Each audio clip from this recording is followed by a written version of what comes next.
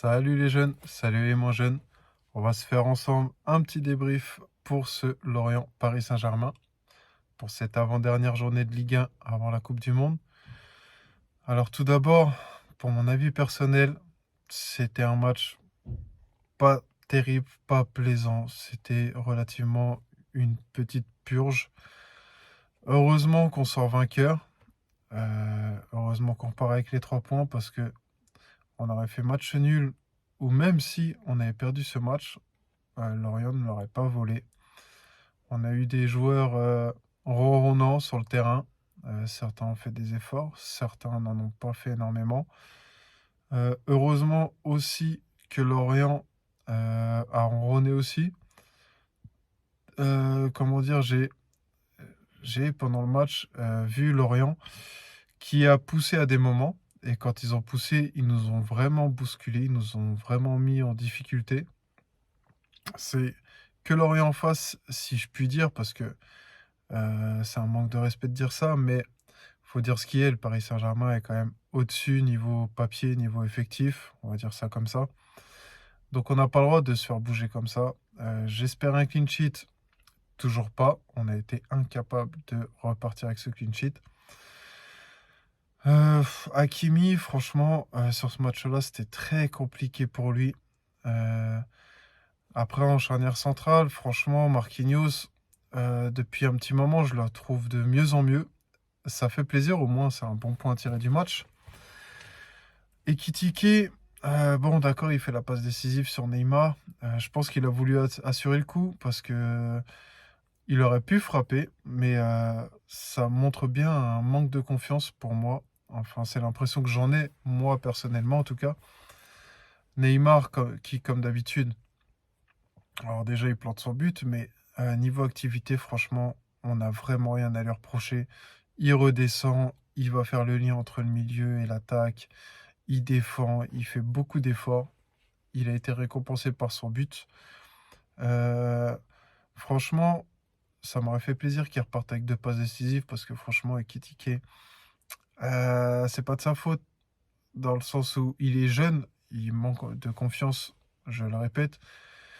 Donc, je pense que il se met lui-même la pression et que s'il se mettait un petit peu moins de pression, peut-être que ça serait beaucoup mieux pour lui. Mais bon, on va pas lui retenir. Il est jeune, comme je le disais. Ça prendra peut-être le temps que ça prendra, mais je doute pas forcément sur ses capacités. Je pense qu'à un moment ou un autre, ça va fonctionner. C'est dommage pour lui parce qu'il était titulaire. Mbappé, j'ai l'impression pour lui aussi qu'il passe à côté de son match. Il fait pas un bon match, Mbappé. C'est malheureux, mais encore une fois, heureusement, on repart avec la victoire. Et c'était très compliqué. Et je tiens à saluer aussi Danilo Pereira, parce que Danilo Pereira, encore une fois, lui, il se bat. Franchement, lui non plus, on n'a rien à lui reprocher. Il fait tout ce qu'il peut, il donne tout ce qu'il a. Et c'est vraiment admirable. Son comportement sur un terrain, c'est admirable. En dehors des terrains, bien sûr, son comportement, il n'y a rien à dire non plus. Donc, grand joueur, grande surprise, parce qu'il a beaucoup été critiqué. Et si ça peut fermer des bouches le concernant, il fait tout ce qu'il faut en tout cas pour le permettre. La physionomie du match, comme je le disais, on s'est fait bousculer. J'ai vraiment pas apprécié ce match-là. Ils m'ont fait particulièrement chier en regardant le match. Euh, je- Il n'y a pas grand-chose à ajouter. Franchement, c'était pas un match plaisant à voir. Après, c'est les matchs, comme je le disais dans l'avant-match, hein, les matchs à 13 h comme ça, à chaque fois, nos joueurs, ils ont du mal. Alors, je sais pas si c'est l'heure de la sieste qui fait ça, mais à chaque fois qu'on se tape des matchs à ces heures-là, dans ces tranches horaires-là, c'est relativement à chaque fois des purges. Donc, tant mieux, on repart avec les 3 points. Euh, Mbappé, qui apparemment a une gêne aux adducteurs au moment où il sort. Alors, est-ce que c'est une blessure diplomatique, entre guillemets, sachant que la Coupe du Monde arrive, peut-être pour esquiver le dernier match contre Auxerre, un peu comme Messi, peut-être que c'est un petit peu diplomatique aussi. Comme l'a souligné leur coach, Christophe Galtier, en conférence de presse, le meilleur moyen de préparer la Coupe du Monde, c'est de jouer, c'est d'enchaîner, d'avoir du rythme. Donc, je comprendrais d'un côté la blessure diplomatique et je leur souhaite parce que s'il y a vraiment blessure, s'il y a vraiment une belle gêne, c'est dommage pour la coupe du monde parce que c'est des joueurs très importants pour leur sélection. Donc on verra ce qu'il en est plus tard. Pour le moment, moi, j'ai le sentiment que c'est de la blessure diplomatique. Donc dans mes tops, je mettrai Neymar, bien sûr. Pas forcément que pour son but, mais pour ce qu'il apporte. Sincèrement, c'est le plus grand top pour moi du match. Et Danilo Pereira, parce que au-delà de son but, lui aussi, niveau comportement, niveau de ce qu'il donne sur le terrain, c'est admirable. Et j'aurais envie de faire une performance, on va dire, globale pour un troisième top de cette équipe de Lorient, parce que ils ont deux joueurs, on va dire, qui sortent du lot. Mais il faut dire que jouer contre le Paris Saint-Germain, c'est pas facile non plus. D'accord, ils ont perdu cet après-midi. Mais en tout cas, ils ont prouvé que quand ils avaient envie, ils étaient capables de nous bouger. Et ça, c'est tout à leur honneur. Dans les flops, je mettrais Vitinha parce que Vitinha, c'est pas méchant ce que je vais dire, mais il nous a habitués à mieux.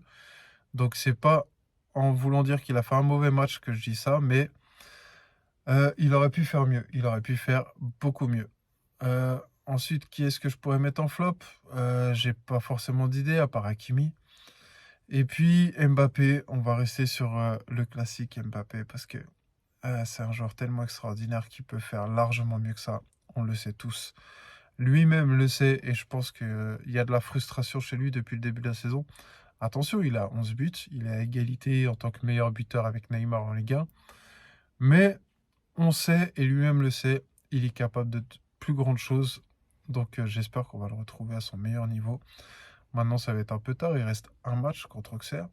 Donc on verra après la Coupe du Monde dans quels états on va les retrouver aussi. C'est pas le moment d'en parler. On va déjà se préoccuper du match contre Auxerre pour le dernier match avant la Coupe du Monde, comme je le disais. On essaiera de couvrir ensemble certains des jolis matchs qu'on peut avoir en Coupe du Monde. Tout dépendra des parcours de chacun. Ça peut nous donner des beaux matchs quand même. Moi, je ne suis pas fan des trêves internationales, alors que ce soit matchs amicaux, Euro, Coupe du Monde. C'est pas le même foot que le foot en club. Pour quelqu'un qui est passionné de football en club, c'est pas la meilleure joie, on va dire, de voir les compétitions internationales parce que c'est pas le même type de foot. En général, c'est moins plaisant, il y a moins de beaux jeux. Donc on verra bien à quel match on aura le droit. En attendant, j'ai pas grand-chose de plus à vous dire. Vous, n'hésitez pas dans les commentaires me dire ce que vous mettriez en top, en flop. Alors, situation, homme sur le terrain, homme en dehors du terrain, comme vous voulez. Je voulais aussi saluer les supporters parisiens parce que on n'en a pas beaucoup parlé. Alors, le match contre la Juve, ça a souligné le comportement des supporters parisiens parce que on les entend plus que les supporters de la Juve alors qu'ils sont 10 fois plus. Et encore une fois, Lorient, quand on écoute le stade, on les entend eux beaucoup plus que les supporters de Lorient. Donc bravo à eux qui donnent de leur temps, de leur argent pour leur passion, certes, mais c'est admirable tout de même. En attendant l'avant-match pour jouer contre Auxerre, je vais vous dire prenez soin de vous. Abonnez-vous comme toujours, je vous accueille avec un grand plaisir. Et à très bientôt. Partout c'est chez nous, ici c'est pareil.